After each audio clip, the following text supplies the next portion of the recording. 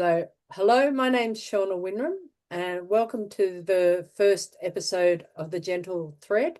And in this podcast, I'm interviewing people who I know and admire about how their inner and outer lives influence each other. And today, I'm thrilled to introduce you to my first guest.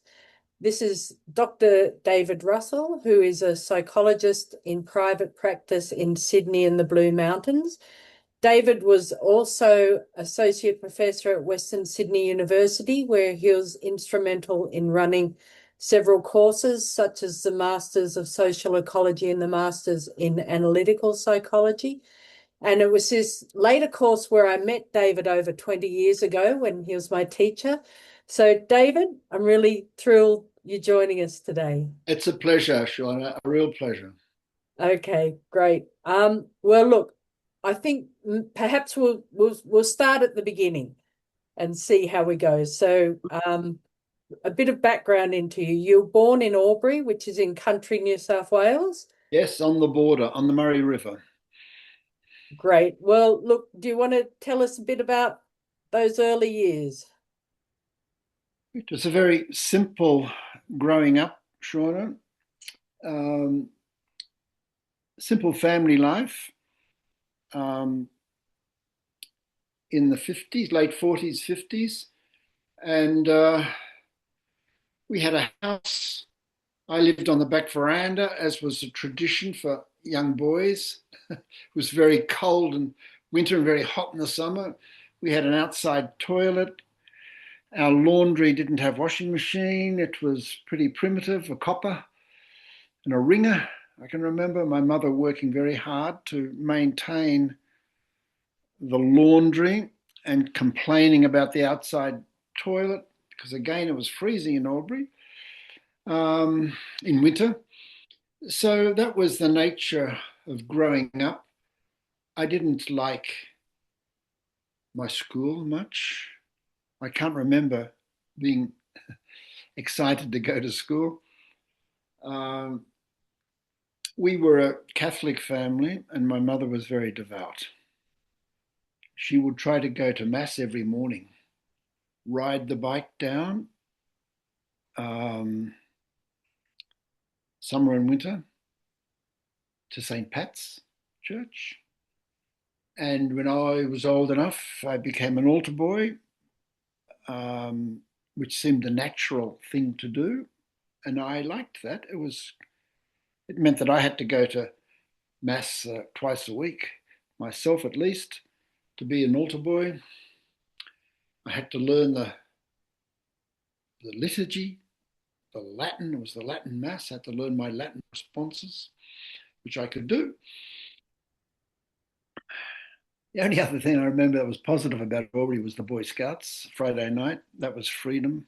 We could be rough and tumbly.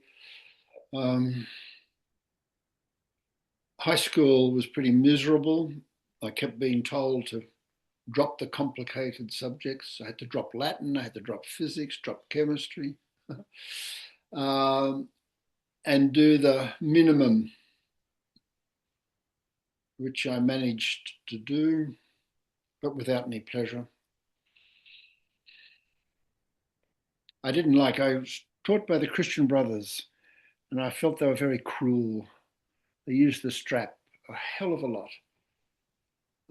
And used it not just for bad behavior, but for low marks or not getting the Latin words correct or the sentence correct. You'd get the strap. And sometimes half the room, half the school, half the class would be lined up around the wall waiting to get the strap. So that was extraordinary. So you weren't doing well academically then. You were just No, quite the opposite. Just I would pass as many subjects as I failed. The ones I passed, I'd get about 55, that was pretty good. I didn't do any study. Well, I tried to, but I didn't succeed.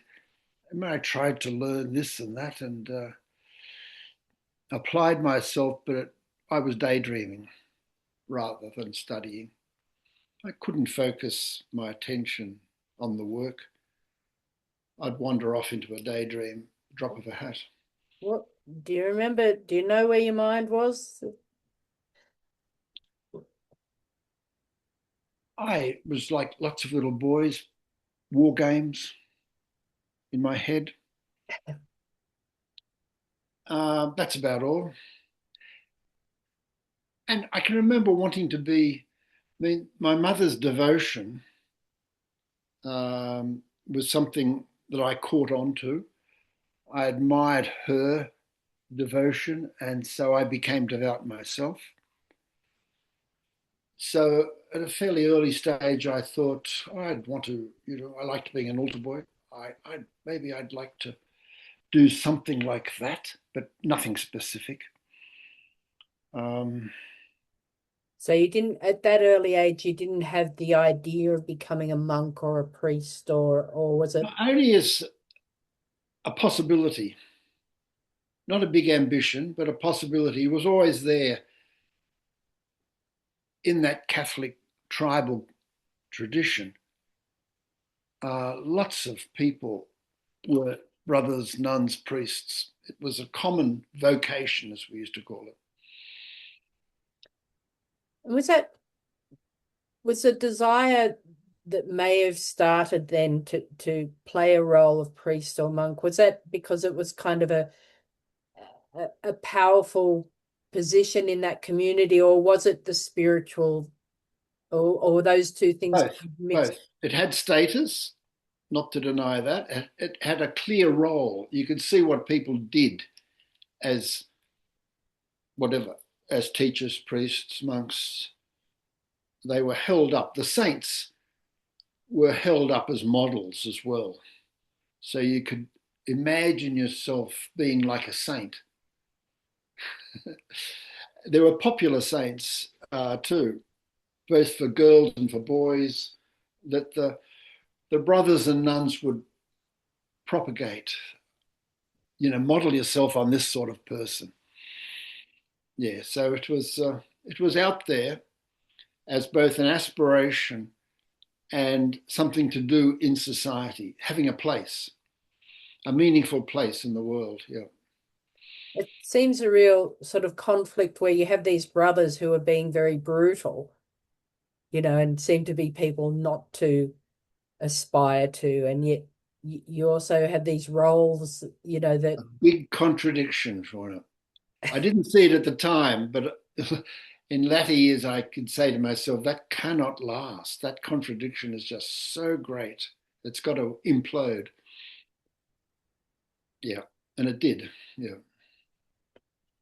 well, you left Albury to finish your school in Sydney at St. Joseph's, Joey's, and I guess that was an an escape from the high school in Albury that felt quite stifling. Can you describe Joey's a bit, or?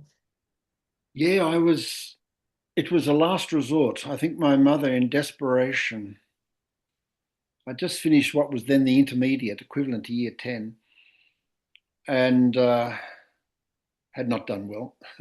So I was into the next year already, and it was about Easter time in what is now year 11. It was fourth year, we called it then. And my mother said something akin to, I can see you're not liking school. Let's try and get you into a boarding school. The year had already started. So she sent off applications, God bless her, to all sorts of places um, to see if there was a vacancy. And there wasn't anywhere except at Joey's, someone had um, got homesick and went home. And the principal at the time um, grew up in northern Victoria on the Keewar River. And my address in Albury was Keewar Street. And so he thought, oh, that's an interesting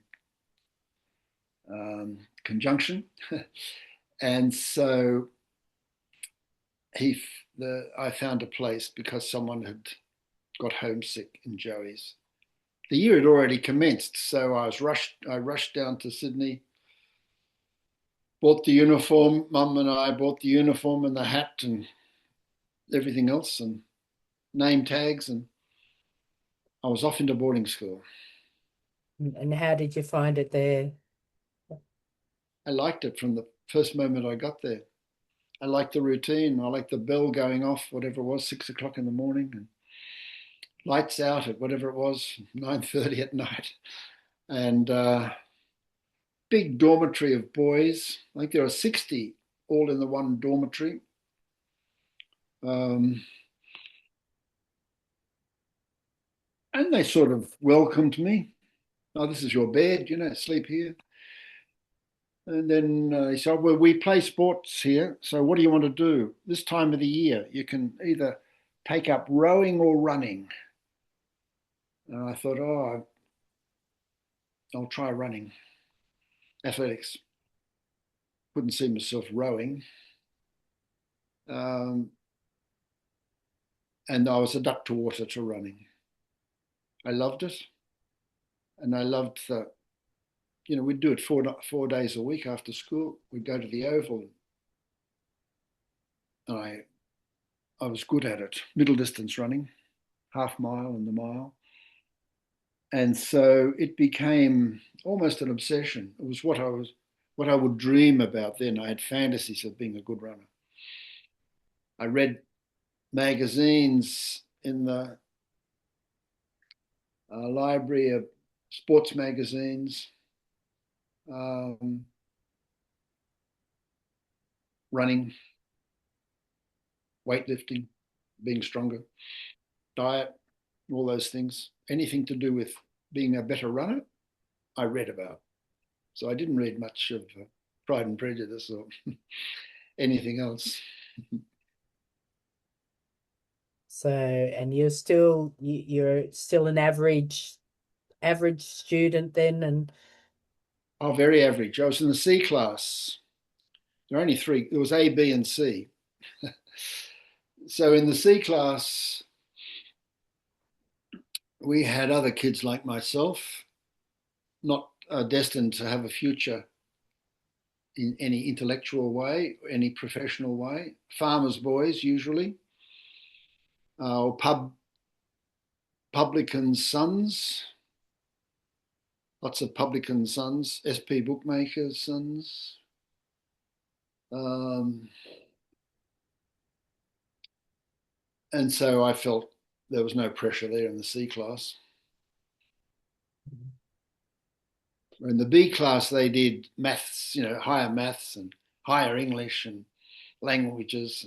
And we didn't do any of that in the C class. well, look, you went through school. Joey's was okay. It was good for you. Then you went overseas for a year as an exchange student. I don't know if you want to discuss that or It was a bit of a gap year in today's language. I could have gone back to repeat my leaving certificate. I was good enough runner to get a scholarship to go back. So my parents wouldn't have to pay fees. But my dad said, why would you want to do that? The only point, he was very practical, the only point in repeating your leaving certificate would be to get a better pass.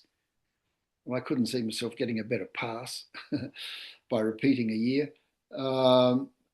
And so he said, oh, there's this ad in the paper, an exchange scholarship for a year. You live with a family in America. It was only with America at that time. And you do their school year 12. So I threw my hat in the ring and I got that. And it was a pretty uneventful year. The family I lived with was pretty tough in the sense of culturally or socially or intellectually. Not much happening there. But I quite enjoyed the people I met at school. well, at But this again, time I didn't study much. So you're still not studying much. So you No, still um I'm wondering what your thoughts are you still unsure about your future? You have any goals or you know, none. During that year, I had none. I was doing my running, of course, and that gave me status. Um, in the swim team over the winter, cold, very cold winter where I was in uh, Western New York State, upstate New York. Um,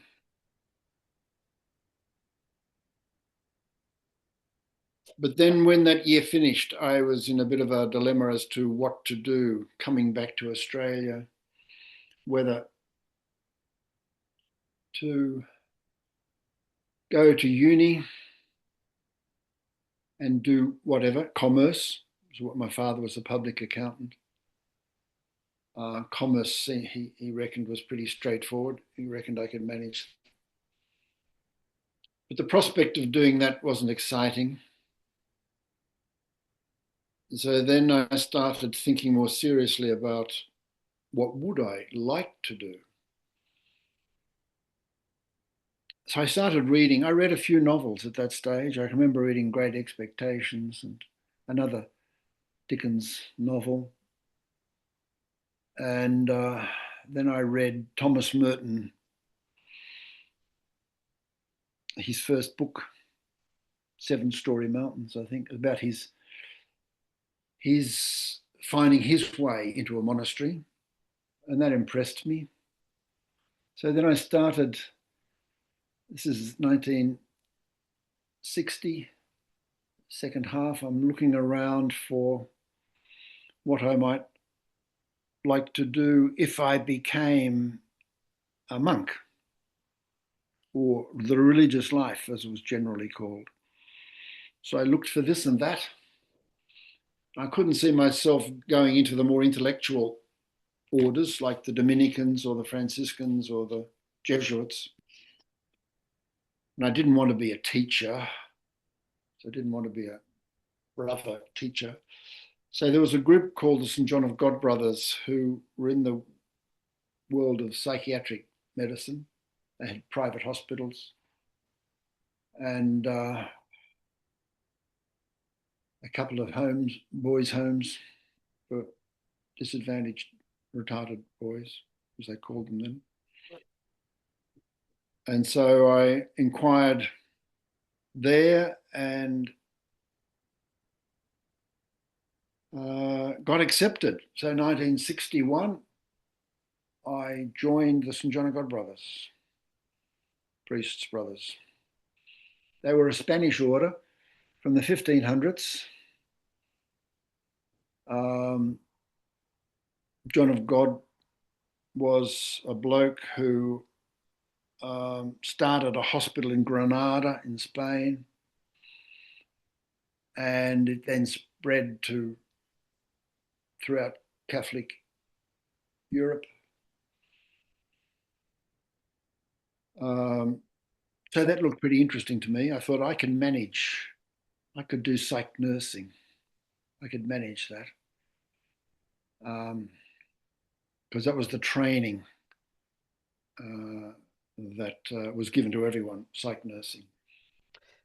so what was it's an early point where you found the psyche interesting. And at that time, there were still psychiatric hospitals, like Yeah, there was. institutions. And I Yeah, guess yeah. there's an awful lot of stigma around those institutions and the people in them. So you obviously found something there that I mean, I wonder at that early stage you were aware of I mean, you later came to Freud and Jung and Hillman, and I'm wondering how if there was a kernel of knowledge about the There role. was. There was an intuition that I could understand the mind. I had no particular grounds for believing that, but it was an intuition, and I wasn't frightened by madness at all. I was interested to learn that so many people had had episodes of madness in their life. And being an outsider myself, um, psychologically an outsider, I felt, oh, well, I can understand that. That seems pretty normal to me. uh, because the ways of the world never caught my imagination. I could not imagine myself being a professional or a father or a husband in the world. That did not appeal to me at all. So this world of psychiatry, madness, anything abnormal to do with the psyche, that I was fascinated by that. But that wasn't my training. Was for the first year and a half was purely theological, spiritual discipline, learning the ways of a novice. And I loved it, and I was good at it. And so I began to apply my mind to study, and I found it satisfying for the first time ever.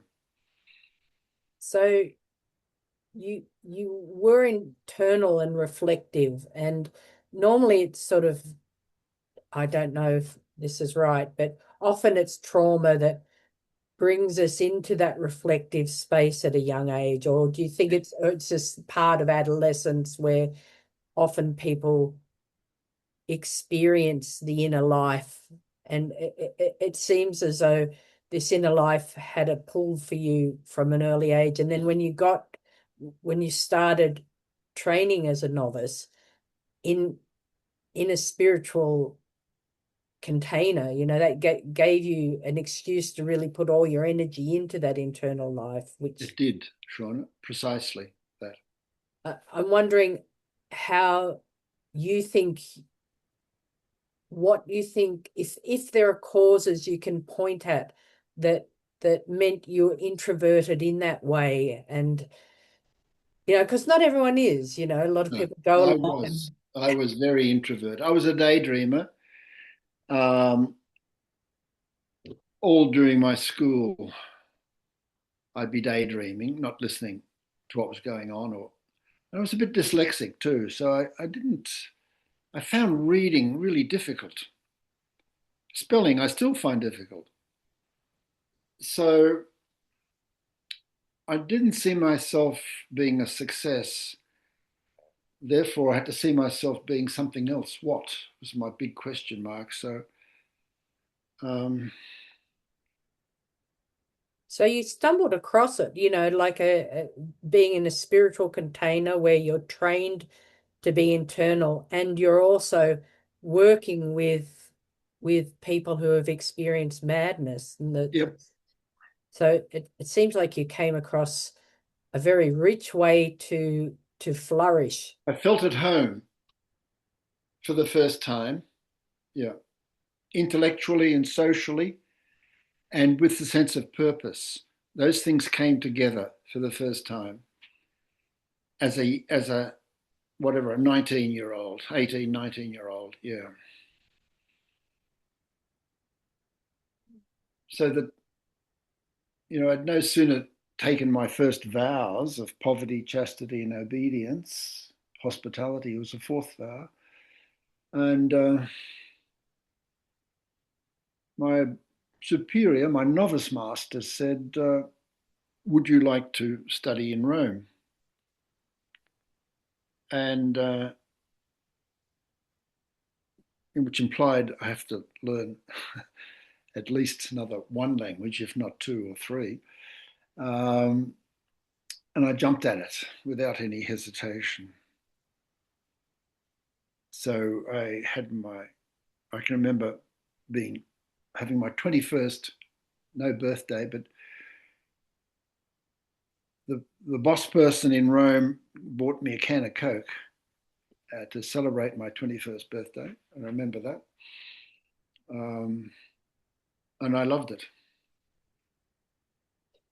And was it, and I've asked you this about how your internal uh, spiritual life was then, was it more to do with learning what the order was teaching you, or was there a connection with God or Jesus, or was there kind of an internal life, a rich A big spiritual life? internal life. No, I moved from being devout to being a true believer and being very committed to the conversation with God, to the meaningfulness of a spiritual life in deep conversation. Yeah. Can you talk a bit about that shift from being devout to being a true believer? How, Well, it seemed to happen naturally. It seemed to be part of the commitment I made. Um, I'm going to do this and I'm going to do it as fully as I can. And I'm going to read up on how others did it. You know, some of the saints, how they applied themselves and how they had a prayer life. So I threw myself into the prayer life um, and found it very satisfying. So self reinforcing. and how influenced were you by the people around you? Like how, what sort of connections were you having with the people around you, or were you kind of Not much at all, Shauna. This is interesting. Not much at all. My connection was with God and the saints, Mary in particular. And but in the monastic life, you don't have much connection. I mean, you're taught to be self-sufficient, and in fact, there are guidelines. You don't get too close to other people. You don't share your feelings with your fellow monks. You you're on your own, and I didn't mind that. That because I was pretty trouble free. I slept well, ate well, had a good prayer life, and then in Rome, I threw myself into learning Italian initially. Um, I loved being in the ancient city. I loved the food, and I loved the quirkiness of the Italians. Um,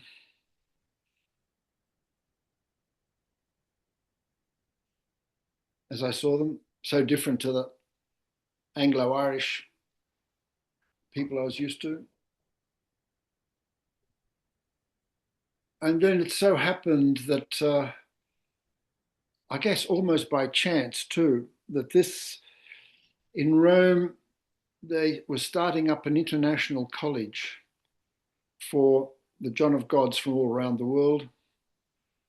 Quite a few from Spain, Portugal, obviously, but South America and Northern Europe, Italy, of course.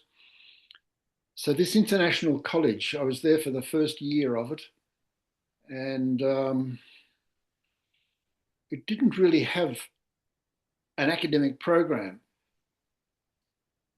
that was set formally. So what was organized, and this was by chance, was that we would travel to the Carmelite Fathers, which was a nice walk or a short drive, to their pontifical university, part of their pontifical university, and to do a diploma in spiritual theology.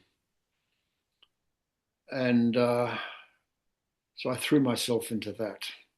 I thought that was pretty wonderful. Got a few things. I know you're there in Vatican II, so we might talk about that a bit later. And with that Carmelite College, I know you learned about the saints, which Mm-hmm. um, Saint John of the Cross and Teresa of Avila. Yep. But what I was going to ask is, when you were left alone, it sounds like you flourished being left alone with this with your internal with Mm. your prayer life and everything. But I was going to say there seems to be a lot of space with leaving people alone like that. There seems to be a lot of space where things could go very pear-shaped. People could become very inflated and very, it seems quite dangerous leaving people alone with that religious life. I mean, I'm sure you had mentors. Um, do you under do you know what I mean? It didn't feel dangerous. Um, it was highly structured. Every minute of the day was in place. So it was a program that seems to work if you get the right novices in and put them through It that did at the highly. time. It probably wouldn't work.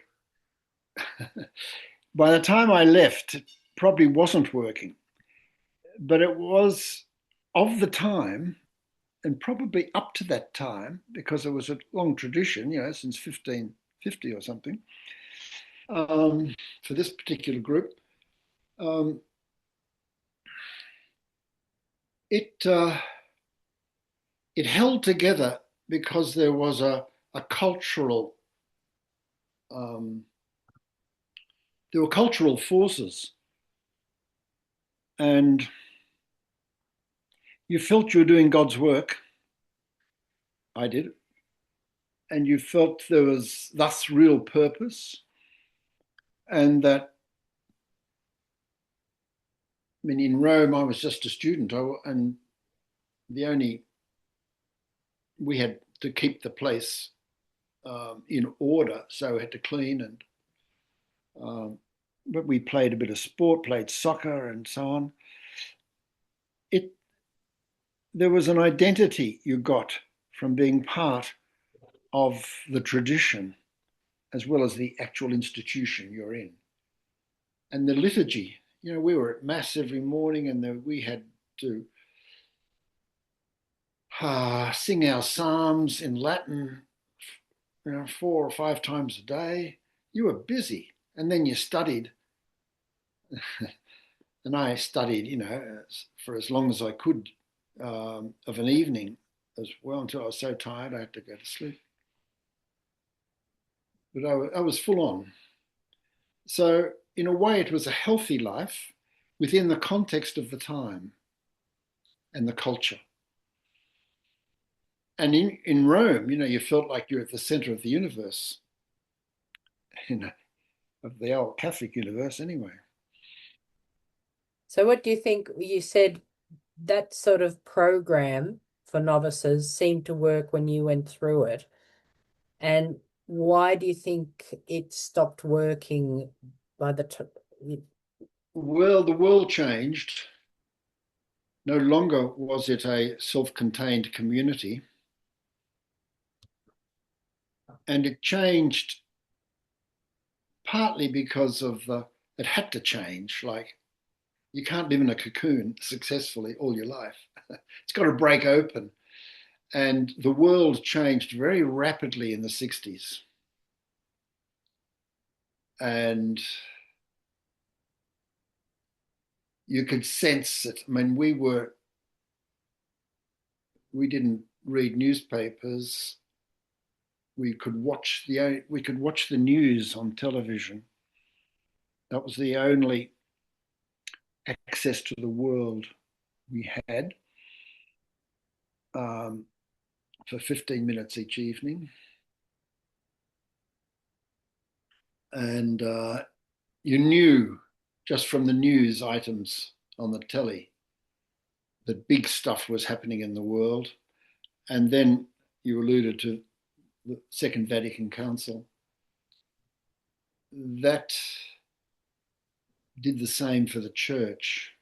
I mean, the Pope who initiated that council, his image was, we need to open our windows and let the fresh air come in. And that's exactly what did happen. And so the cocoon burst open. Is there a kind of nostalgia for, I mean, I can see that the window needs to be opened, and the world changes, and those changes are often during that period for the better. But is there kind of a nostalgia for a reality where you can be in this cocoon and have this really structured internal life where you're allowed to sort of No, no nostalgia. All the signs were pointing in the same direction. It's finished. It belongs to the past. It could work if you really did, if you were a hermit and you closed yourself off religious, in a total sense from the world. But you've got to live in a cave and in the Himalayas to do that. You can't live in Sydney or Paris or Rome or somewhere, New York. But I guess you did get the opportunity to have this sort of contained, structured program where your internal life was able to be developed. Yeah, I loved it. Loved it. It worked for me, Shauna. Yeah, it worked for me. So I have to acknowledge that. It took me a while to acknowledge that, I must say, after I'd left, washing my hands of that experience, as it were. I almost denied that I'd spent 10 years with such a deep involvement, but I had. But it took a while to acknowledge and accept that as not being a waste of time or a mistake or something. But at the time, I loved it until I didn't love it anymore. Yeah. And can you discuss what happened to make loving it to not loving it? What? It's a slow process. I there was a turning point, and it was due, I think, to the intellectual movements, the diverse movements that were sort of the groundswell of the Vatican Council. There were the bishops and cardinals were there, and they're the ones who had the votes. But behind the voters were the theologians, and they were there because bishops and cardinals aren't theologians as a rule. They're practical business managers. The theologians spend their life in a fairly analytical way, looking at dogma, looking at history, and they were re-evaluating both of those. Lots of them were. I mean, there were two camps, obviously, the conservatives and the radicals. And the radicals came from both South America and Northern Europe. So the liberation theologians from South America were really pushing the church towards social concerns, looking after the poor, not hanging on to the authority from the single source from Rome. The northern theologians were looking at belief systems and saying that the dogmas of the Christian religion could be understood as myths, as important cultural moments in history. And they've become practical examples, practical narratives of everyday life that help us live. So the notion of a divine inspiration or infallibility were just notions. They were constructs that were convenient at the time. And there was a double, if you like, a double thinking there. One was that, yes, that looking at these beliefs as myths could help you deepen your faith. It wasn't as though they were designed, they were trying to eradicate uh, faith. They were really trying to help the believer deepen their faith. So that worked for me. I saw, yeah, I really loved the idea of not taking literally um, the dogma, just as I later, and even then, didn't take madness literally, didn't take abnormal psychological experiences as being abnormal, but seeing them as, oh, they're normal. We can interpret them normally because this is what it means to be a human being. It's within the realm of being a human. So I saw faith in with the same mindset. Coming back to Australia, I was as committed. I mean, coming back, we spent some time, only a couple of weeks in Calcutta, spent some bit of time with Mother Teresa, and um, I really wanted to stay in India and be part of her, or be a male version of what she was doing with her nuns. But my superiors in Australia weren't keen on that at all, and they said, "You haven't even got a practical qualification. You better do your psych nursing." So I started doing year one psych nursing. Um, by then, I'd learned how to study, so I did well in all my psych nursing. And I liked the life. I liked being a nurse. But then at the end of that first year, I I said I'd like to. Where I was at the psych hospital in North Richmond, which is still St John of God Hospital, psych hospital. Um, that's where I did my training, and I said I'd like to continue my psych nursing, but at a public hospital, because there were therapeutic group work, and therapeutic community was the fashion at that time in the late 60s. Parramatta Hospital and had therapeutic communities, and I was really keen to be part of a therapeutic community learning my psych nursing. And they said, no, we're not going to let you do that, but you can keep studying for the priesthood and get ordained, or you can go to university and do something useful for us, like medicine. So I already had thought I had a clear preference for going to uni. So I don't mean to cut you off, but we're talking about Vatican II talks about how the Bible we should interpret it symbolically rather than literally. Yep. And that's probably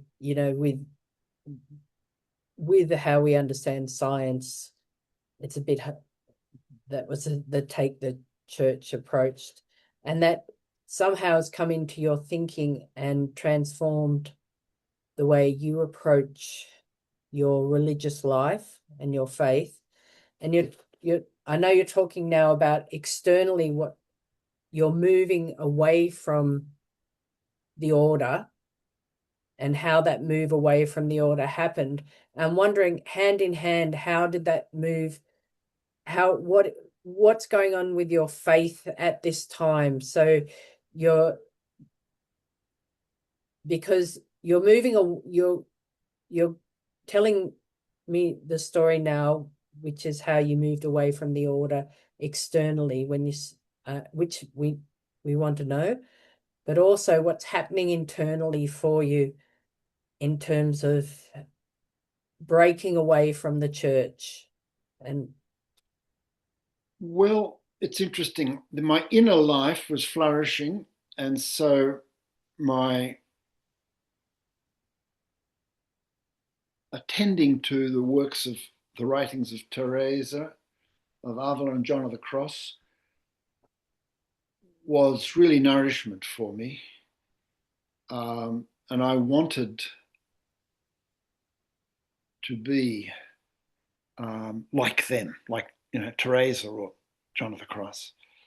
I wanted to throw myself fully into reformed, because they were both what they call reformed Carmelites, and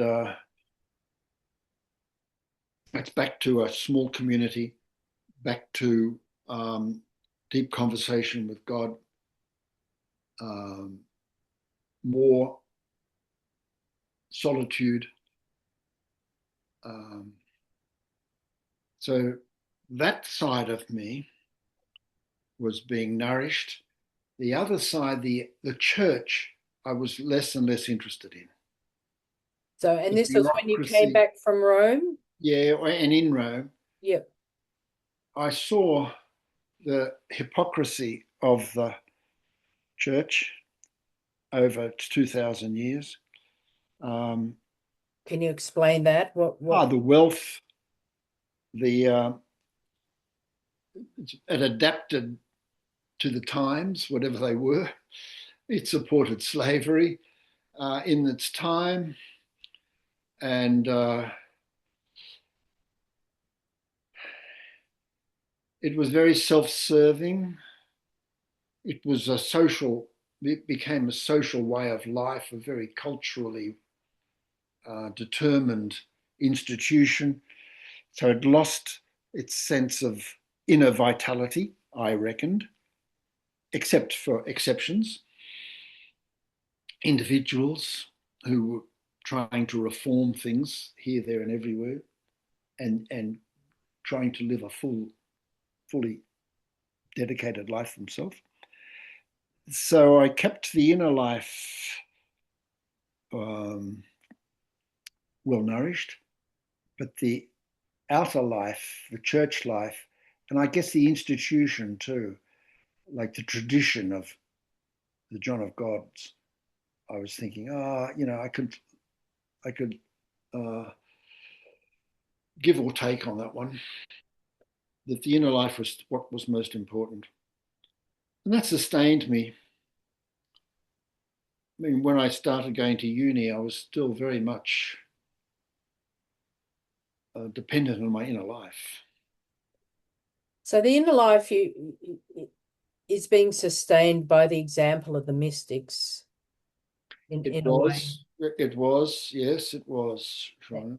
And you're not seeing the St. John of God brothers as kind of Or anyone else. Yeah, or anyone else in the church as embodying this kind of inner. not much, except for the real exceptions. Yeah.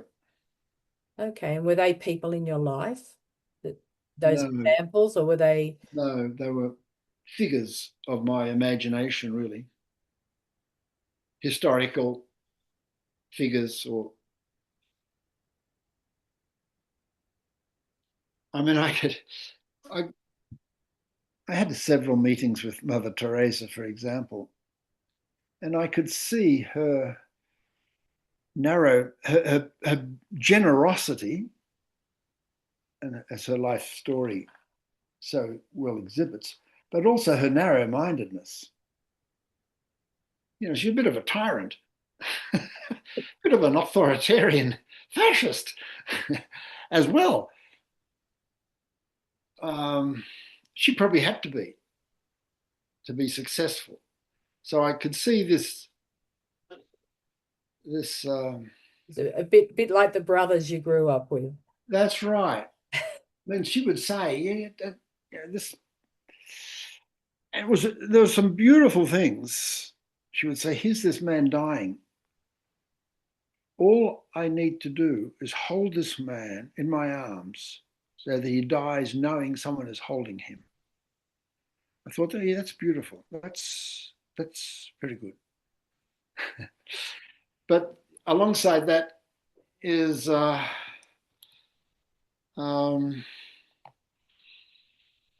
all the worldly concerns of success and growth and bigger soup kitchens and bigger hospices and more nuns and so on and so forth. So she seemed ambitious in a worldly way, is it? As well And as doing this wonderful, intimate, generous work of holding dying people. That's how she started. Yeah. I mean, she had to leave. She was Yugoslav, if my memory serves me right.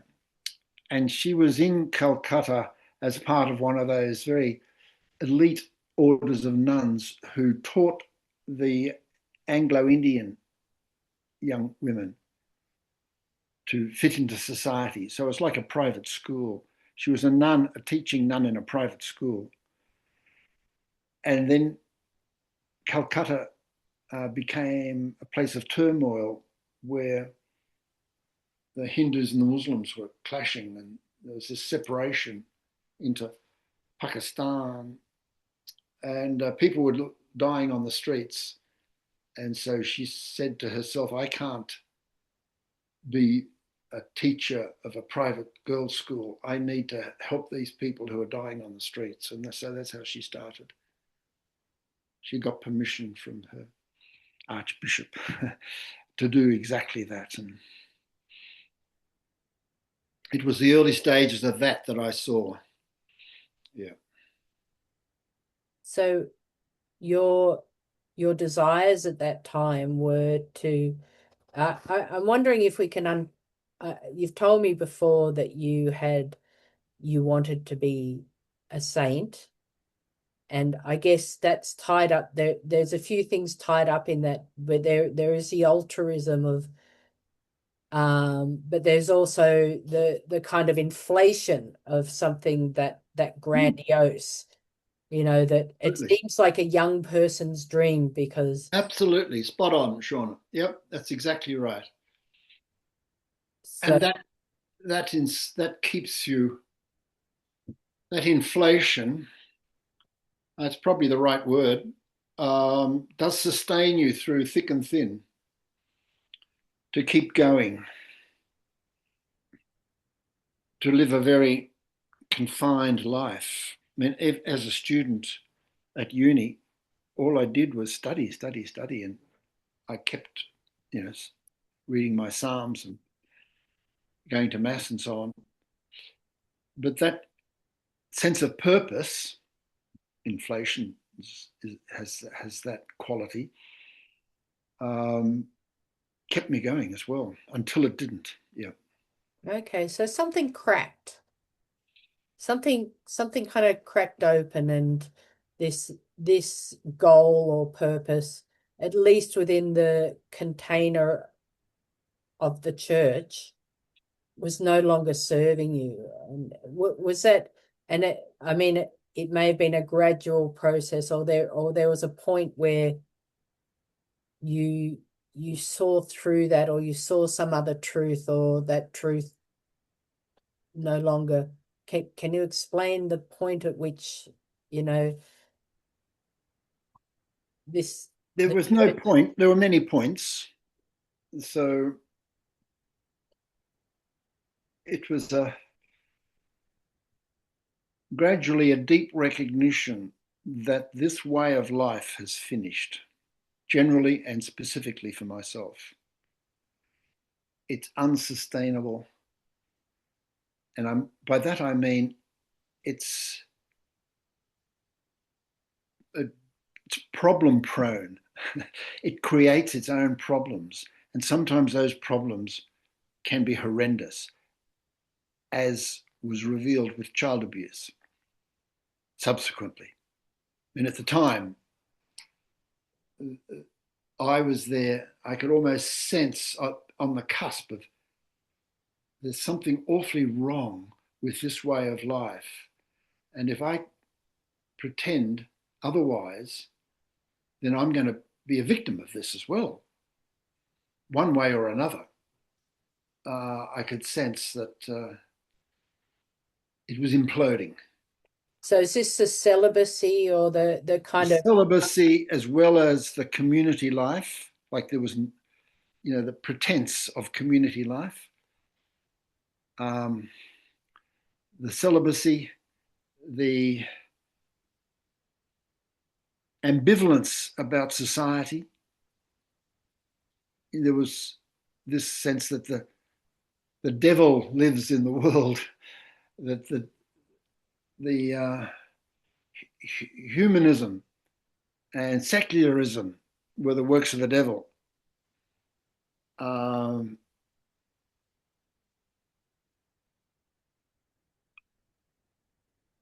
so that any conflict, I can remember that in 1968, uh, the Pope came out and said birth control was wrong, and already I saw that as a clear um, hypocrisy, that it was self-serving, that it was using morality to fit into a cultural norm of control. And I saw so much of the church's teachings and practice as being social control. So I was becoming a bit sophisticated culturally around this notion of power and control. and do you think that's because of, having access to the counterculture and knowing more about what's going on in the world at the time and your ideas being influenced? It all blew up. Everything blew up. We stopped saying our prayers in Latin and started saying them in English. That seemed like a good idea at the time. But it was just another symptom of stuff falling apart, that this structure that I'd devoted myself to and believed in so fully was like the emperor without clothes. Oh, there is nothing there. It's actually a big fantasy that's been cultivated but can't maintain itself now other than being a fantasy for me. Gosh, it seems like what was constructed was this system where you could be in a container with a program which did actually, if if you were stable enough in that container, provide a way to grow internally and to transform internally in quite beautiful ways, but at the same time you've got this system that's holding it that, it is full of so many hypocrisies and Yes, contradictions, and yes. it's like, how, and I guess the problem so many people find today is people who will, you know, distinguish between I'm not religious, but I'm spiritual, but still Yep. within that spirituality, not find the sort of container that's going to allow that sort of transformation. It's like, how do we find those containers for transformation without these hypocrisies? And I guess that's where you move, I'm guessing, into depth psychology as a kind of another way. Eventually, I did abandon, as I was saying, I sort of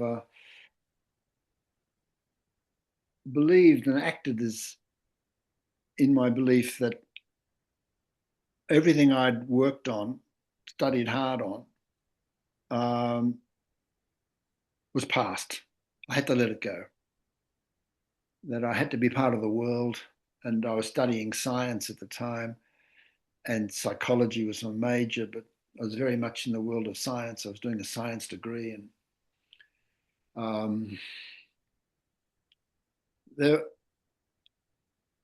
I saw science as offering the answer, the security, the certainty almost that I needed. And so even the psychology that I first adopted, which was the fashion of the time too, was very much Skinnerian, very much behaviorist. Um, and Skinner, B.F. Skinner wrote a book, Beyond Belief, I think it was called, something like Beyond Dignity, yeah, something like that. Anyway, it was his thesis, which I did, I believed at the time too, was that we're rational and that uh, we keep doing things that are reinforced, we stop doing things that are punished, and there's no room for beliefs and feelings. They're all fashioned by, uh, shaped by learning, behaviorist learning, um, behavioral learning. And so I took up that for a while, and my my PhD was sort of fashioned around those beliefs. Um, so I walked away from anything to do with um, inner life, and was part of. Then I'd left the monastery by then. I was thrown myself totally into secular humanism of the time, of the late 60s, early 70s. And I know you moved on from that, but do you want to keep going? I mean, we could perhaps keep going and talk about how depth psychology, Yeah, let's keep going. We'll make a transition there. because it'd be nice to hear about the role of depth psychology in your life. And Yeah. Well, it came slowly. I mean, left the uni, and with a colleague who was a mature age student as well, we started up a little organization called Applied Psychology Techniques, APT, APT, and then moved from that into a more, and using behavioral mechanisms, I mean, hypnosis and behavior therapy. We, we, we reckoned we could fix everyone up. We could not just help them lose weight, stop smoking, sleep well, get rid of their fears and phobias and anxieties, and an answer for everything. wonderful. Wonderful. That's real hubris. And then you went into the sort of the business world to try and do the same for commercial organizations. Started a company called Praxis Proprietary Limited. And then I found, my partner wanted to go on and make more money. Uh, and he could say I wasn't a great asset in that regard. And I was getting depressed doing this work. And so we abandoned Praxis, and he went his own way. And then I was looking for work. And that's where I found work at Hawkesbury Agricultural College as a lecturer in adult education. And I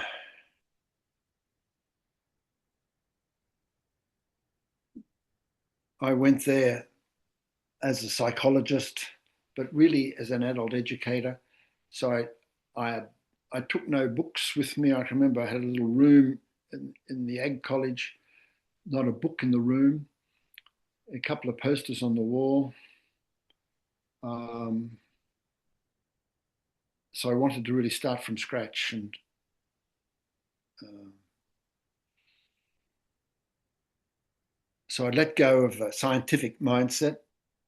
I let go of actually being a psychologist, and this was a program of self-directed learning. for adults, mature age people, men and women, and we would facilitate their learning and rather than impose a curriculum on them. And so it was a graduate diploma. It started off as that. And a lot of it was in the linking with the agricultural industries and also with the healing, the health professions. So that was a place where I learned to be an educator, but not a teacher, a facilitator, without really a curriculum. And that was going along okay for a few years. And then I realized that I needed something. I needed my own voice. I didn't want to just be a facilitator of other people's learning. I wanted to learn and have something that I was committed to. And it was Robert Johnson, the Jungian analyst, author, who would call into Sydney once a year on his way to or from India, where he'd go there for a retreat. And he would speak and tell stories. He was a Jungian through and through, and he spoke without notes. He just told stories, fairy stories, cultural stories, quoting Jung.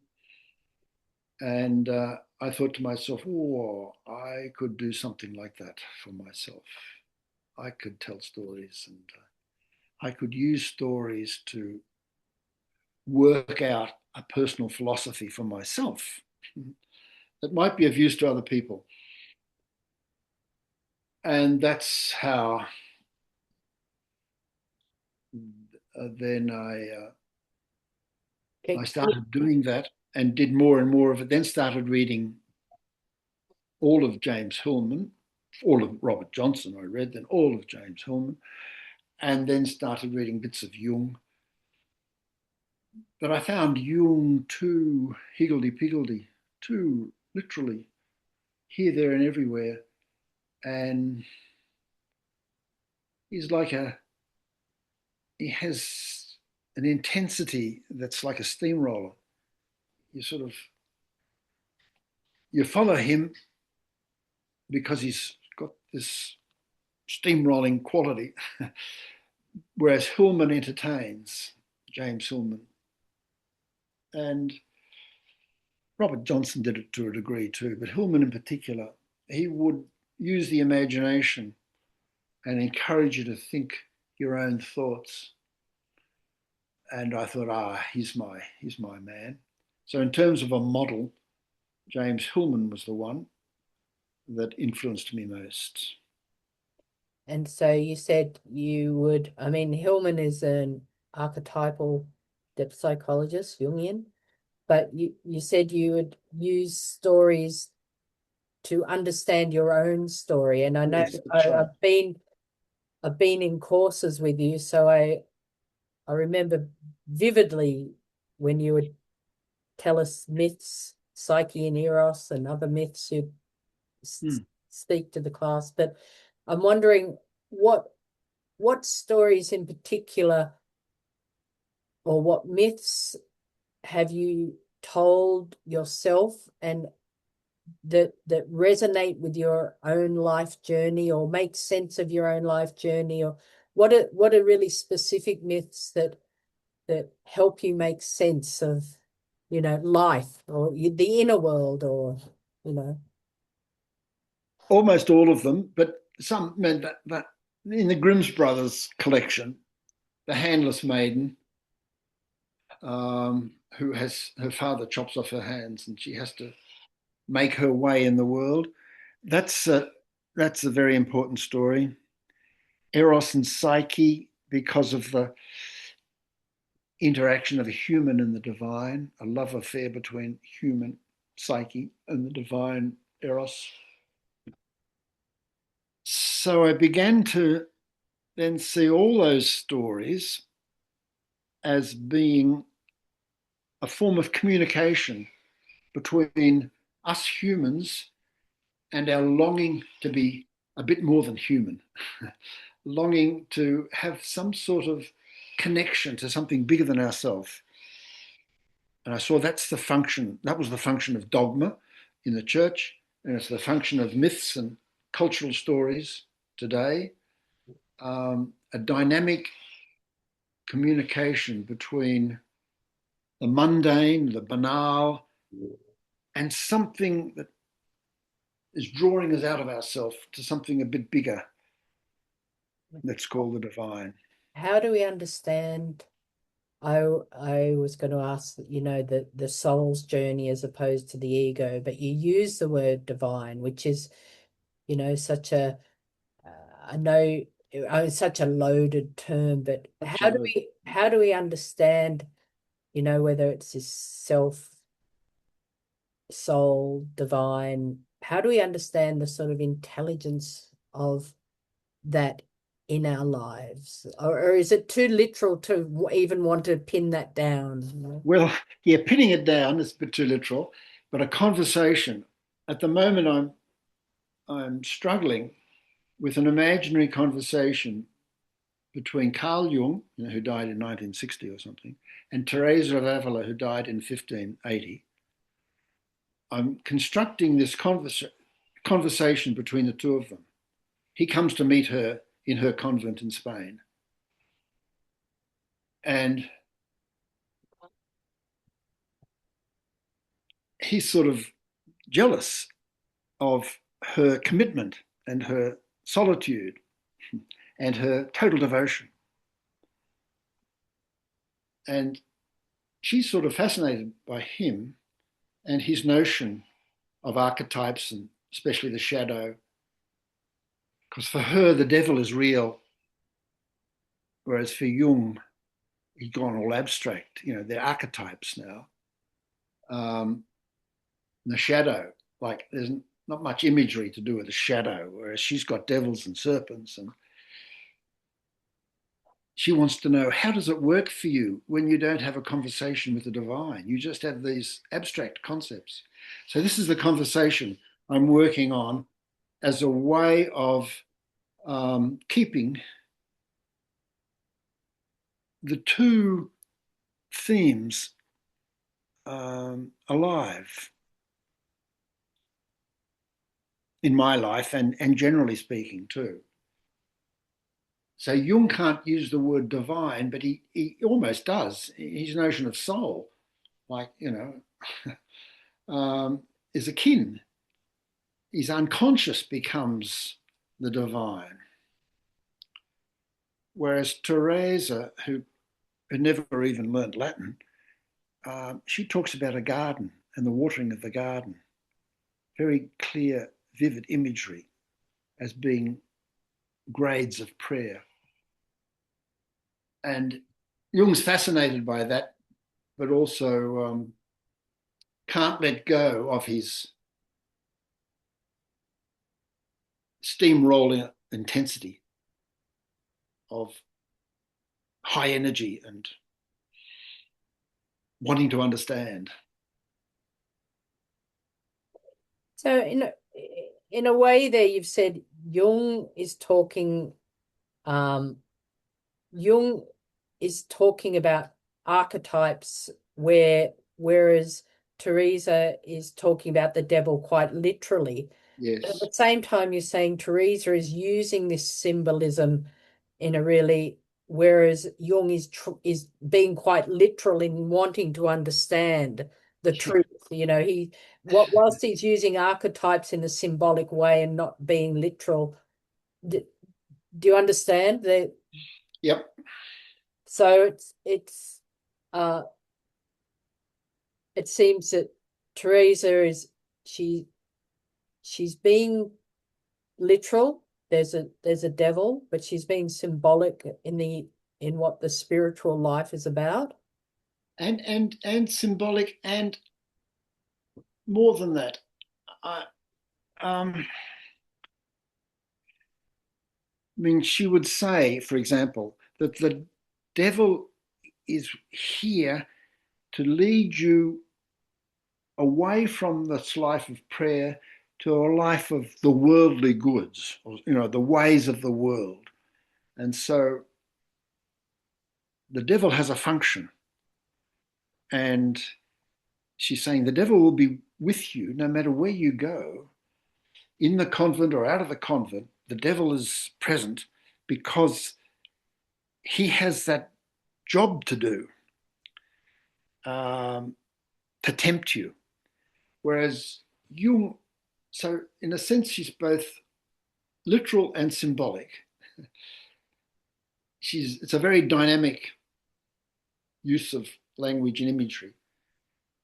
Jung always tries to be a scientist, but never succeeds at being a scientist, but wants to use alchemy and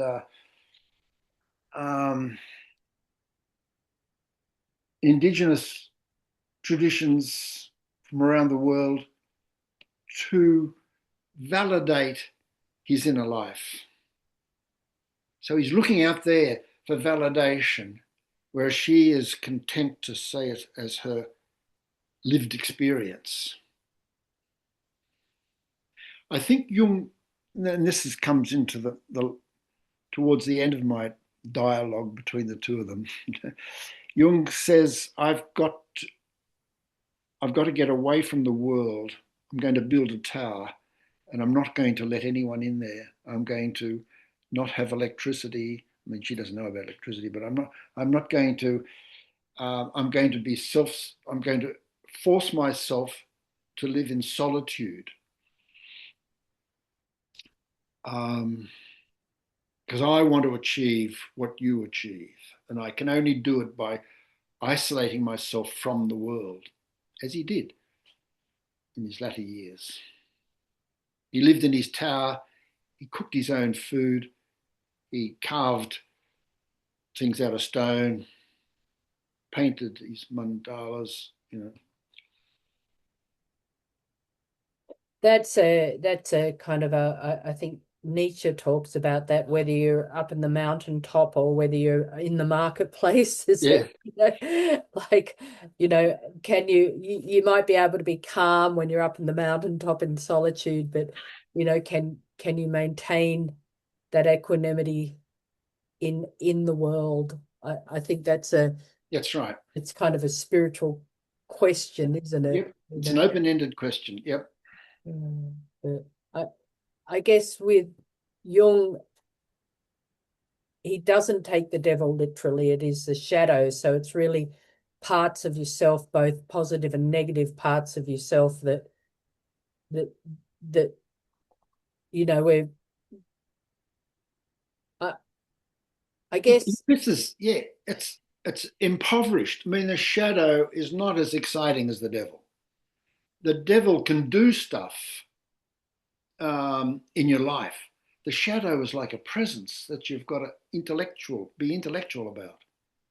It's a dark force, but that's an abstract concept, a dark force. We have devils and serpents and things. They're real. They keep you awake at night. And so, but he's a man of our times, so he couldn't do devils and serpents, but he wanted to in a way. I guess something I battle with is how literally we take the fact that there is an intelligence or dimensions or forces or whatever that are beyond, our personal unconscious, that there are these, that Yeah, exactly. and Big question, Shauna, big question. and how literally we take that, because if you're Right. scientifically minded, you're going to say, look, no, we have a physical universe, and that what you're talking about is mystical or religious or whatever. But if like it does seem to me a, a problem I have making sense of what, and that was a question I was going to ask you, if you talk about the difference between the soul's journey and the ego's journey, and then how we understand the soul's intelligence, if it's something kind of beyond, I mean, it's beyond our conscious intelligence, but if there's something beyond our unconscious intelligence, and how do we understand that? And how do you understand that if you've sort of walked away from the church and I have this little ploy. It's the as if it's real, as if it's literal. I think we humans, we can't live satisfactorily a purely material world as if there's nothing else. Whereas if we live in the world, but act as if there's a horizon where to which we aspire, but it's an as if quality. And I'm not the first one. William James, the American philosopher, psychologist, was big on this as if. And it helps me, so this is me being personal, it helps me keep the two alive.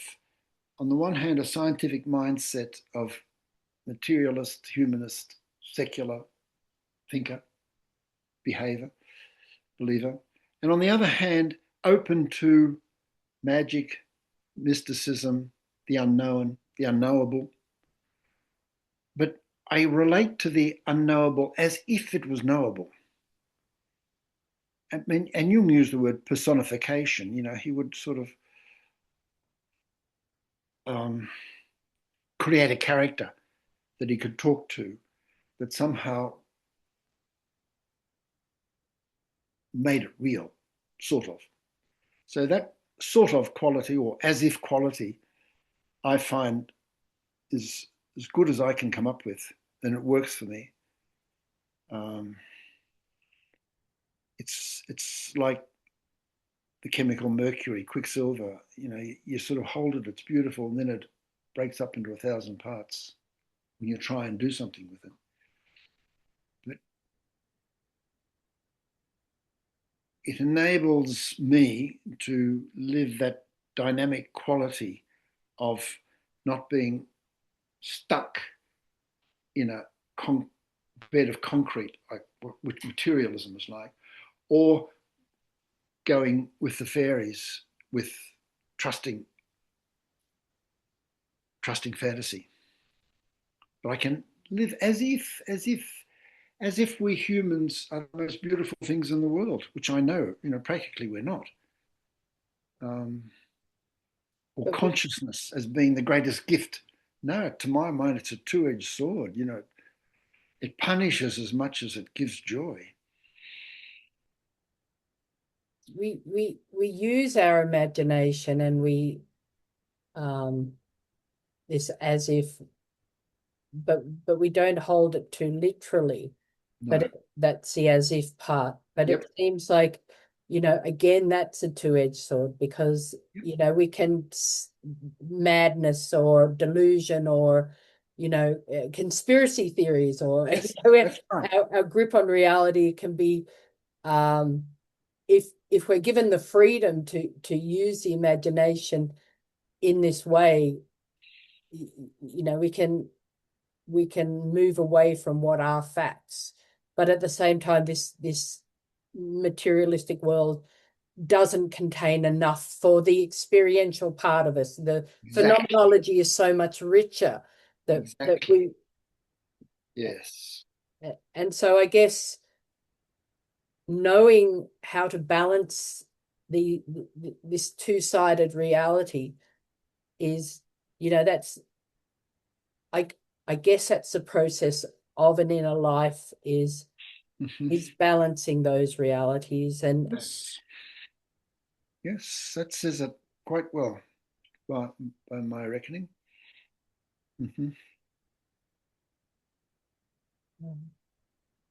look, are